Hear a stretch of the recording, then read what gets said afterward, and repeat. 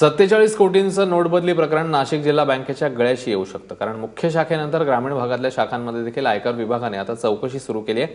इतकंच नव्हे तर काही संचालकांचं वर्चस्व असलेल्या शाखा आणि कार्यालय यांच्यामध्ये देखील चौकशी केल्याचं समोर येत आहे. केंद्र सरकारने 1000 आणि 500च्या नोटा बंद केल्यावर 8 नोव्हेंबरच्या रात्री काही संचालकांनी दादागिरी करत बँकेचे 47 कोटी रुपयांच्या जुन्या नोटा बदलून घेतल्याचा आरोप आहे. एकाच दिवसात बँकेच्या सेव्हिंग अकाउंटमध्ये तब्बल 273 कोटी रुपयांच्या ठेवी जमा झाल्यात. त्यामुळे हे व्यवहार सुद्धा संशयास्पद असू शकतात. यामुळे आयकर विभागाने चौकशीचा फास आणखी घट्ट केलाय. दरम्यान नोटांची अफरातफर करणाऱ्यांची गय केली जाणार नाही, असं नाशिकचे पालकमंत्री गिरीश महाजन यांनी स्पष्ट केलं. निश्चित शासनाने याची गंभीर दखल या ठिकाणी घेतलेली आहे.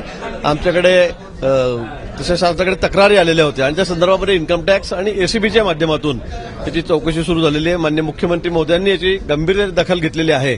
पण तो जर असा प्रकार घडला असेल तर मला वाटतं की हा प्रकार अतिशय गंभीर आहे.